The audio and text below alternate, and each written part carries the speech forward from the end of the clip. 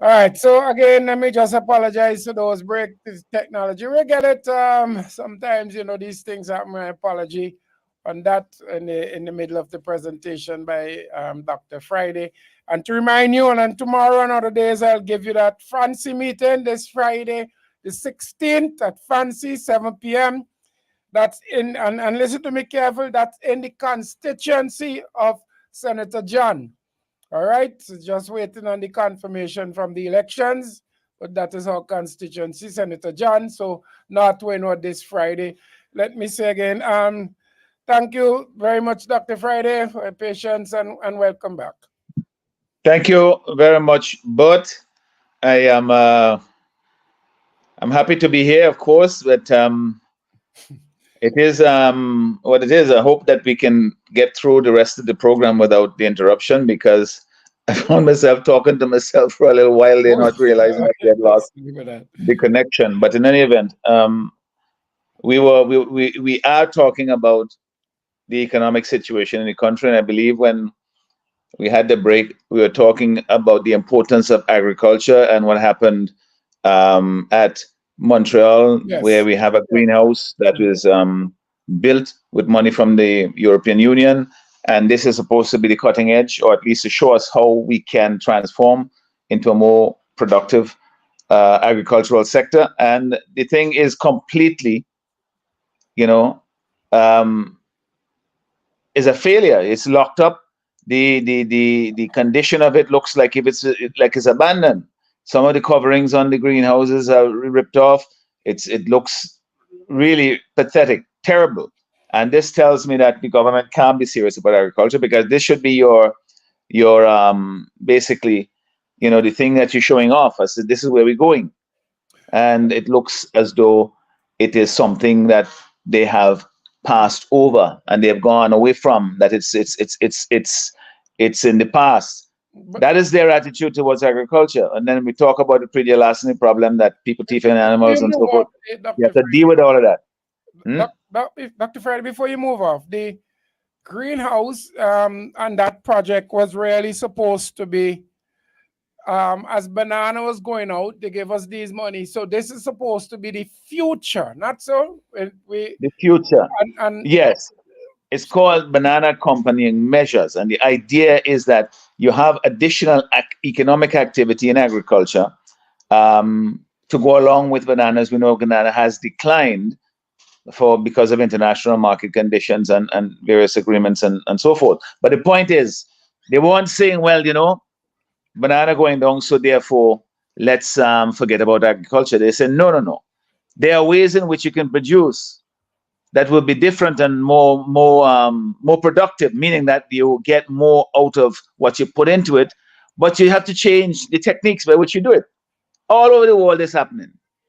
You know, the notion that okay, we have good soil, good climate here in St. Vincent, and you just stick something in the ground and it'll grow. That is the old way. But the banana, the Montreal greenhouse was supposed to be. I think there were supposed to be others, but this is the only one that I know of that was built under the project. And it was supposed to be to showcase how we are moving forward in agriculture. And in fact, if you look at it now, you would say, well, this project has failed, and agriculture. There's no wonder that agriculture continues to decline in this country because there is no leadership. There is no real commitment. They have no real interest in it. They're just doing things for show. And every Monday morning, the minister will go and put on his boots and say that oh, they're exporting this and they're exporting that, and then what happens after that? There's no continuity in the follow up. And the same thing is plaguing the fisher folk. And so we talk about developing the blue economy, and they say, okay, for 20 years, we've been trying to have this policy of expanding the fishing fleet to improve the fishing fleet, meaning that fisher folk will have a chance to have bigger boats and so on, better equipment. But none of that has delivered. And they talk about it so much, many promises, even in the last budget, the budget before that. They talk about how they have this money and they're going to do it. Now they're talking a different tune, which is they have something called the that they're borrowing money from Alba, bank, and they're going to have the Solidarity Fishing Fleet. Who owning that? That is government. And who is going to be working in them? You're going to see them bring people, when they bring the boats in, they're bringing the captains, they're bringing the crew from Venezuela or elsewhere. But the point is that that is not a transformation of the fishing industry where the government comes and take it over and say, listen, we have the capital, we have the money, we could buy 4 big boats, and we're going to send people out there, and you can come and work as a deckhand if you want. And after you learn how to do it on these kinds of boats, then you go, the minister actually said this, then they could go back and get their own boats. The question is, how the hell are you going to get your own boats? The problem is they don't have the capital. That is what's keeping them back right now. And they were supposed to put in place a funding mechanism whereby they can have access to capital, access to money in an affordable way that will allow them to expand. You know, other countries have done it. Grenada has done it. It's not rocket science. If you have a heart for it, you can get it done. But you have to, again, include the fisher folk. You can't just push them aside and say, well, all you know what you're doing, let me show you how to do it. We have big boats we're getting with Venezuela money, with Alba money, and we're going to show you how to do it. Always, the people that never can live up to this, the expectations and the means of this government. And it's whose money they're using to do it. It's our money. It's the people money they're taking and then making it look as though they are superior in intellect and skill and everything else because they have taxpayers' money. They could go and buy boats. And they're not making the funds available to the ordinary fisherman so that he could gradually increase. And then he starts producing, and then he could go and buy a bigger boat or a second boat, like they're doing in Grenada, for heaven's sake. It's not rocket science. You know, if they would just trust our people and give them the support that they need and stop trying to control. If they can't control you, then they have no interest in what you're doing. And that is why we are in the situation that we are. I have big projects here and there, but the people are not getting a piece of the action. They're not improving their lives in the way that Banana did. When James Mitchell, to his credit, came into government, his first priority, his passion was put lands in the hands of ordinary people. Let them produce, and you will see how they transform their own lives and the country in the process. And it worked. When Ralph and them came to office, they say, oh, they're going to have a land bank. And then you could go and lease land from government. Honestly, it's a completely the opposite approach. If you give people the opportunity to produce and to develop themselves, they will take it. And they will surpass your expectations as to how they produce. And that is the only way our country can develop. The only way it can develop. You can't just have people coming in all the time. You give them all the concessions, all the breaks, everything, make everything smooth and fine for them. And then everybody else, the ordinary folk here, just watching, looking on like spectators. That is not development. Development is about people, getting them engaged and involved. And if you find that it's difficult to do, you persevere nonetheless because you have no other alternative. It is the only way we're going to have development in this country, the only way. And this government has failed that. They make a lot of promises. The Oya Fisheries Complex was a big promise. $33 million they spent on it, money that they got from the Japanese. And what is it doing now? It's closed up all the time. Nobody works there. The place looks derelict. It's rotting down, rusting. You know, they have a winch that they're supposed to be pulling up boats with that hasn't worked in years. You have, the storage, the locker rooms. I mean, it's a disgrace, quite frankly.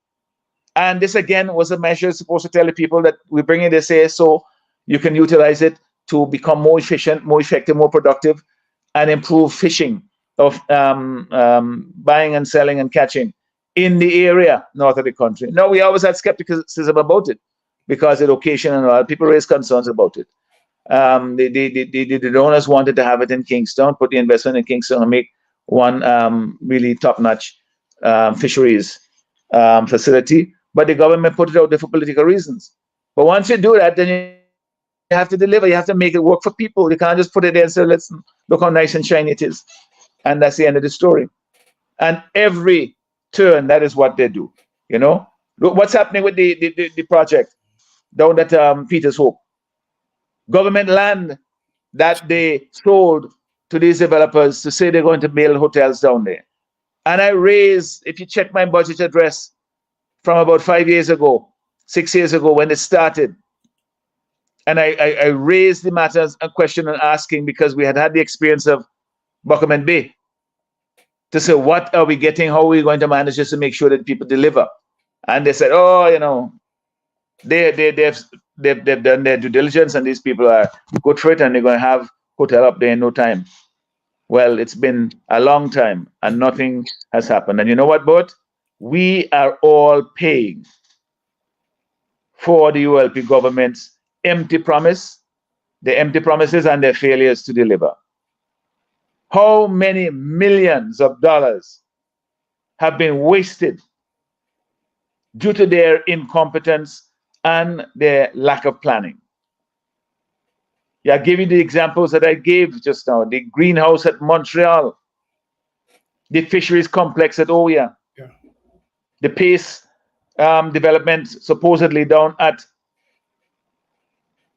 Peters Hope, the Beckway Airport, but in the tourist season,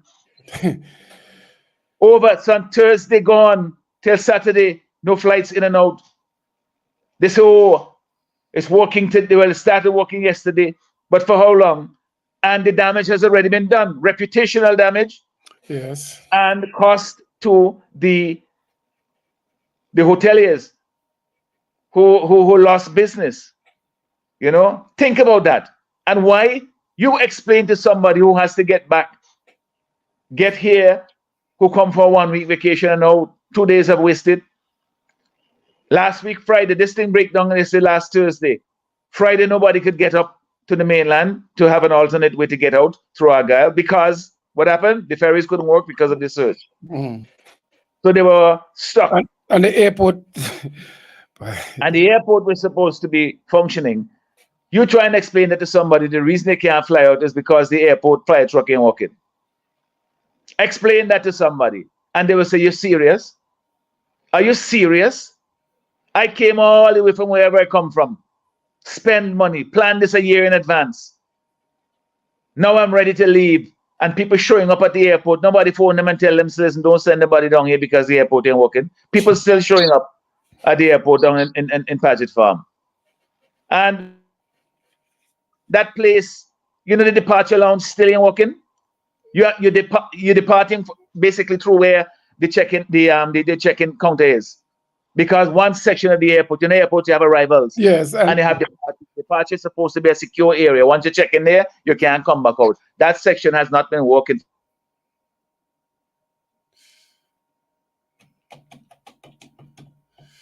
Ouch. Okay. It's 1:21. I guess it's one of those days. Whatever could go wrong, decide to go wrong because we have lost Dr. Friday again there. He is dropped out. Normally when you use the StreamYard, we have used it. It's the same platform we had used for the budget presentations, and they were okay. It's totally ridiculous. Did you lose me a while there? I lose you for about a minute. What I was saying about, I was talking about the back area because talking about tourism, we're talking about the pillars of the economy. Tourism is one of the pillars of our economy. You got to make sure that the things that contribute to that are working. You hear me talk about this last week. Belmont Lookout, where the taxi drivers carry people. It isn't functioning because they're repairing it in the middle of the cruise ship season. Not only that, I was up there on Tuesday, not a single soul walking there on Tuesday. So where's the urgency to get this fixed? This is not a big project, you know. It's not a big project. It's something you could do in a short space of time. But they chose to do it at the wrong time, and then they're not working like they intend to get it done before the season is over. So taxi drivers continue to lose. The same thing with Fort Charlotte. They developed the Pirates of the Caribbean development theme park, supposedly, that they're talking about. None of those things are in place. And then you have here, you know, something even much more serious with the airport in Becky, one of the main tourism destinations. Thursday, Friday, Saturday, not working. Sunday morning, I'm told that flight started again. And how long is that going to be? and you explain to somebody that's because the fire engine or some part of the truck, they needed a part, they didn't know they need these parts. You can't stockpile these things before to make sure you know you only have the one fire truck, which is a bad arrangement in any event. Because if you have an emergency in the harbor, the airport has to close down because the fire truck are in the harbor. Yeah, it's a shambles. It's I mean, it's you ask yourself, are we serious about tourism? And that, Are we serious about tourism? the point you're making there, I mean, if there's an emergency in the harbor area and the fire truck have to go there, and you need to get in a personnel, maybe through the airport Can't to happen help with because the the airport have to close. situation. You can't operate an airport without a functioning fire service. You know, and we've had problems with this over the years, but I mean, they should have learned, especially at this time. There always seems to be, you know, in the time when you need it most is when these things seem to break down. Easter time, there's one of the area, the time when we always have problems there. It seems to me the fire truck ain't working, this ain't working, and the hotel, the airport is not functioning as it's supposed to, and it affects people. So we are all, as I said earlier, we're paying the price for this government's empty promises. But listen, you know, in their 2020 manifesto, you know, they said that they would spend money to develop to repair the airport in the Grenadines, Bequia, Canouan, and Union Island. You know, that was 2020. And they still ain't finished doing what they said they're doing. In Bequia, and they're working on it during the tourist season. I mean, it's completely a mess. Lack of planning, I mean, you hear me talk again about so many different things that they simply don't put in place. They're just lurching from one crisis to another, and then they try to solve the crisis and say, "What a hero am I?" When they are the ones who created it in the first place. Dr. We Fred, have to let me do see, somebody, let me see. I'm trying to get some. Okay, was not gone, I think. We got to do better than that, but definitely, and we can do better. You know, I say these things, and sometimes I seriously wonder. Your job is to govern or run the country, whatever term you want it. These little things, these things that affect people. How could you come and give glorious speech about this and that, and these little things that affect the ordinary people in thousands, fixing the road, agriculture, making sure they get a good deal with the resort, fixing the fire engine. How could you not do these things? And how could you not do them?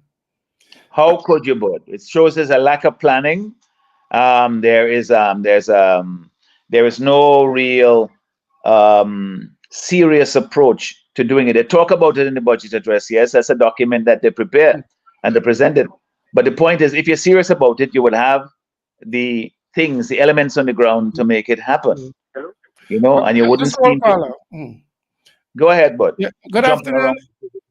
Hi, good afternoon. Good afternoon, Bert. Good afternoon.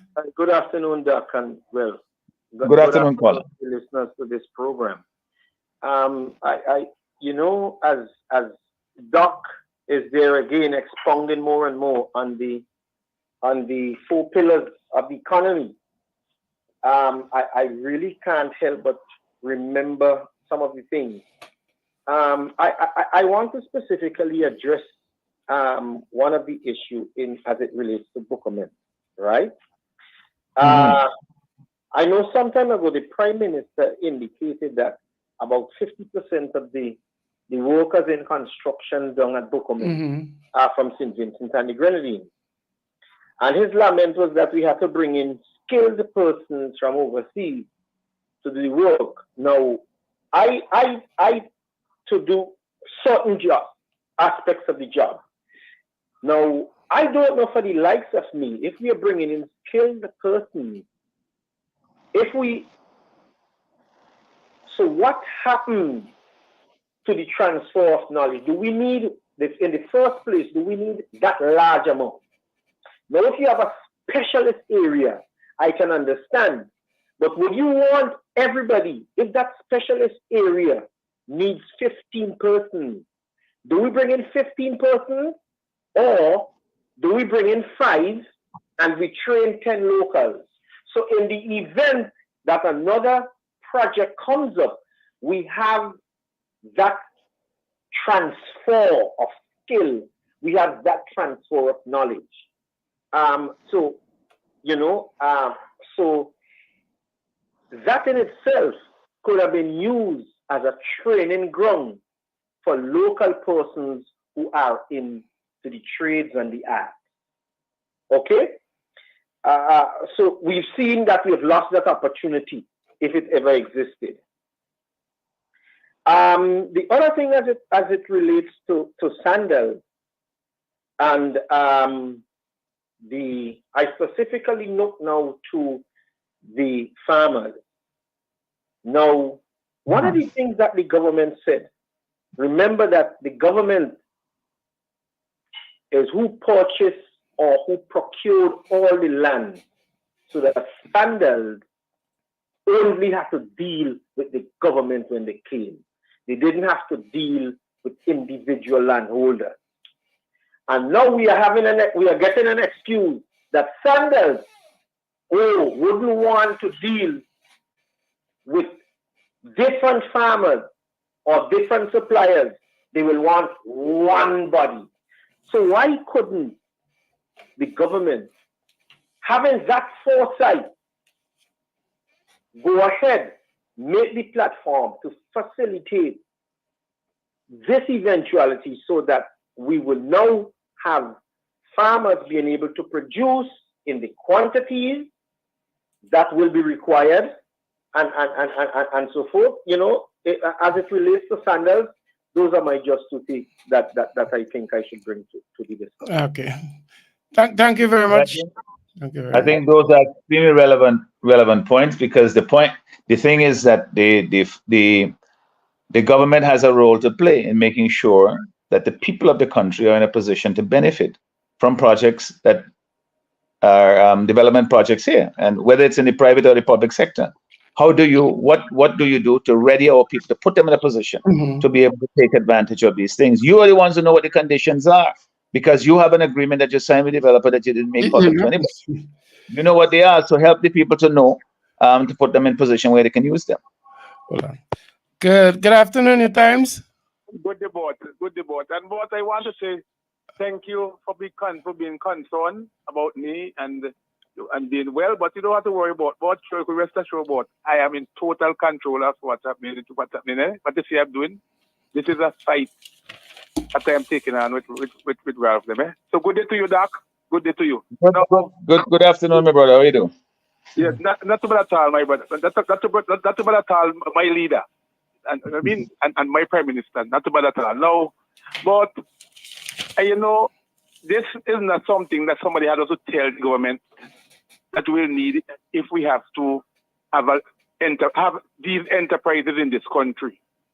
We have a project, and a matter of fact, the letter has been going around now. People is calling and asking me about it, and I just send it to them that the EU was going to finance this project, and all they wanted the government was to do was to accept and say yes, they will go along with Bigger Biggs and his team, and they will have financed the entire project. At that time, we were looking at a figure about $50 million at that time, and they didn't see it. They didn't see that the wisdom in that project that I and my children them sat together along with along with our computers and wrote that project and convinced the EU Director General, and I know a Director General of an organization like the EU not going to respond to somebody just like that, so unless they have their own technical people research what you were saying and give her directive. And I know the project was a master, wonderful project, more than that. It was a master, wonderful project. But you know what happened? You know what making me feel a little bit relaxed about it? Is no Ralph is seeing what you were saying 10, 11 years ago. I can't remember, between 10 and 12 years ago. And they now coming to grip that boy, big, but he will never say it. He will never come out and say big, them was onto something 10, 12 years ago. He will never do it. But what is making my day is that very soon there will be a government that will be more accommodative and to see such a project come on stream.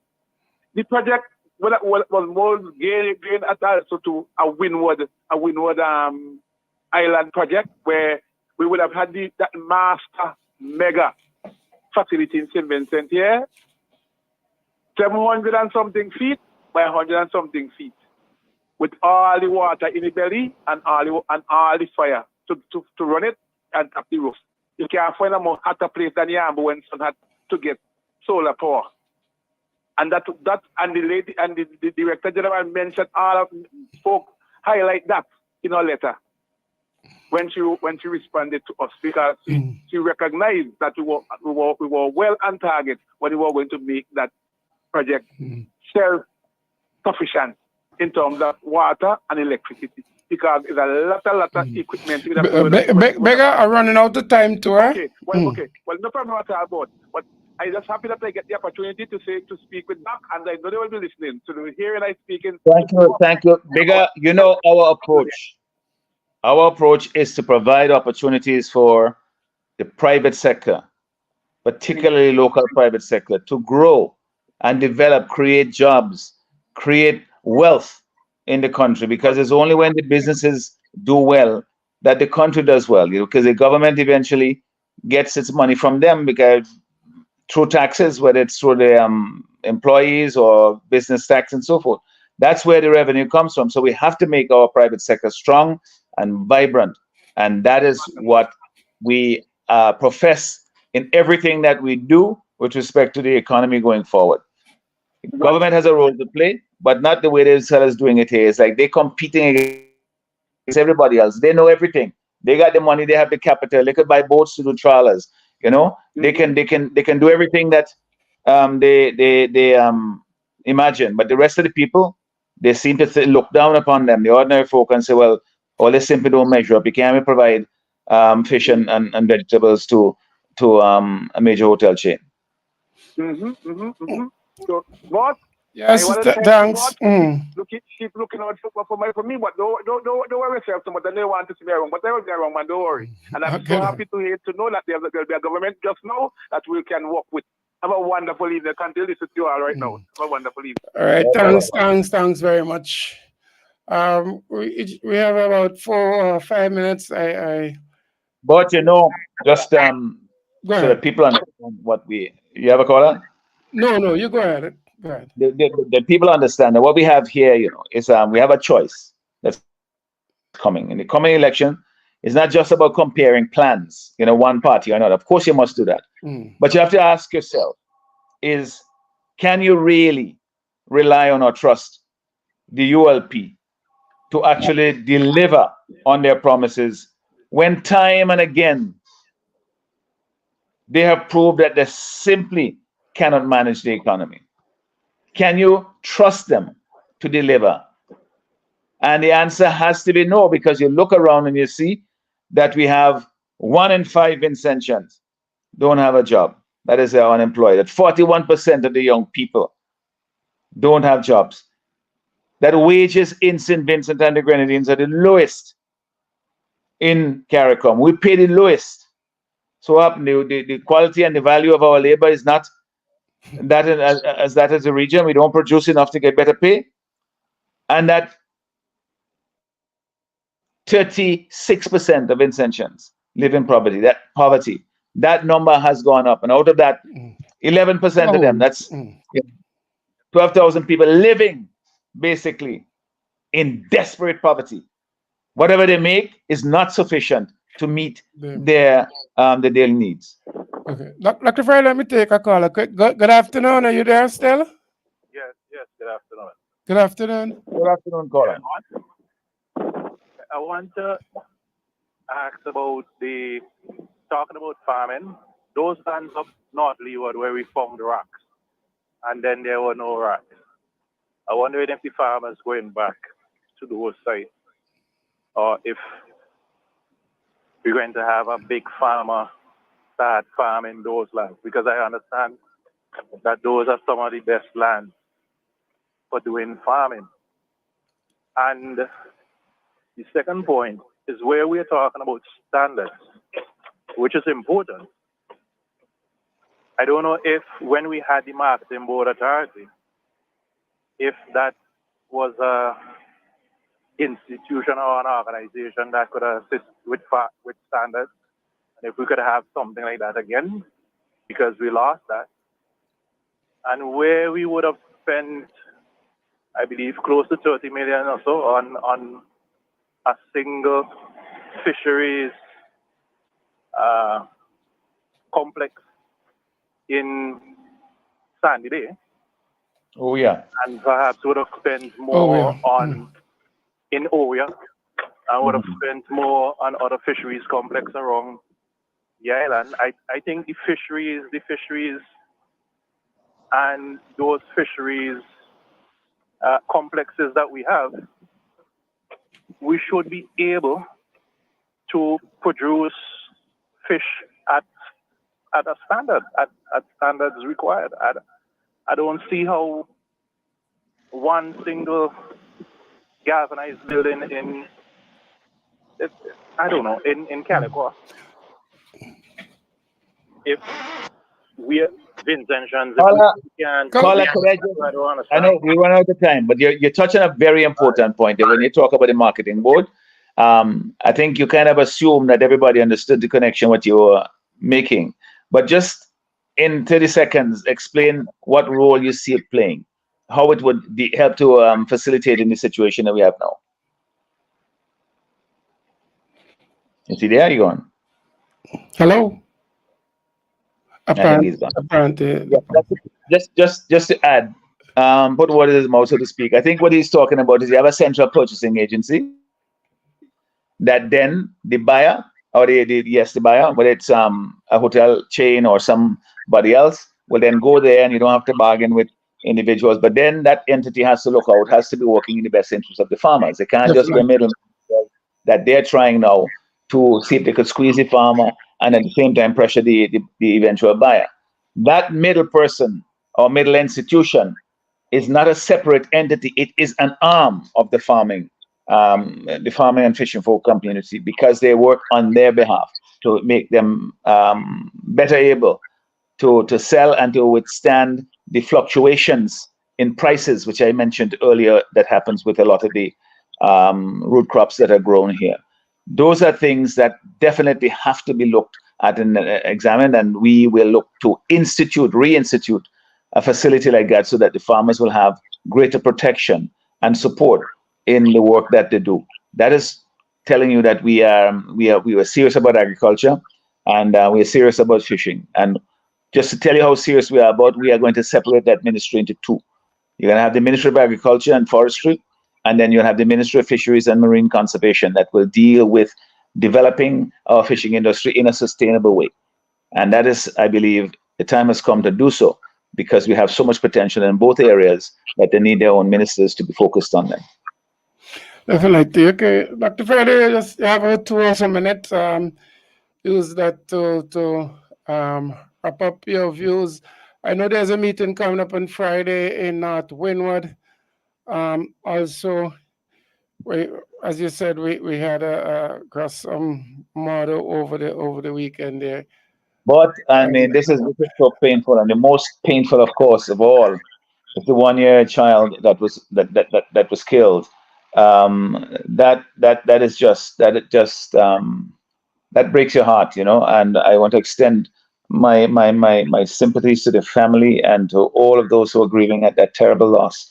And those circumstances, as we know them so far publicly, are you know, it's a tragedy all around. And We have also the other, 5 other killings so far this year, and the rate that just simply is not letting up. And the government, they're oblivious, they're going ahead and doing their thing, and they basically, they moved on from the concerns of what the people are having to experience on a daily basis. They've moved on. They're dealing with their own thing. Their travel plans are more important than the plans for people here to get their businesses working and their children going to school and so forth. And they simply, our concerns are too little for them, And that's why we need to have a new government in place, one that focuses, knows, that has perspective. Of course, you have to deal with the international world, but you have to do that. Everything has to be to how do we enhance the livelihoods, the quality of life of our people, not just to get one more badge to put on your shoulder, on your chest.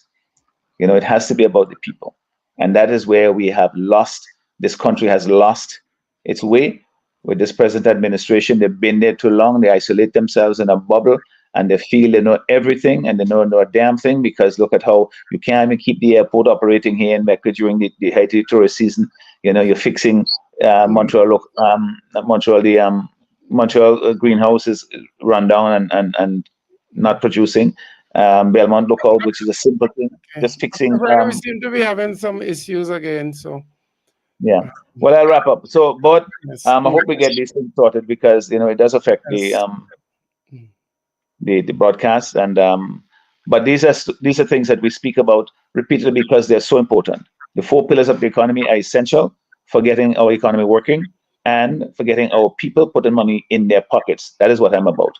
Thank you. Thank you very much also, Dr. Friday. Thank you very much. Let me thank all those who joined the program. Again, let me apologize. We had some issues beyond our control, some internet issues. You'll have to try and get that. Well, I hope the providers and everybody else get that sorted out. Remember this Friday, the 16th, meeting at Fancy, 7 p.m., North Windward. Come out and hear the plans to help people of North Windward. That's this Friday, 7 p.m. in North Windward, okay? So you can look forward to that. Do have yourself a pleasant day. We didn't get through all the issues we wanted to discuss with Dr. Friday, but we'll have him again. So tomorrow, if it be the will of Lord, you could join us again for another New Times program. Stay blessed.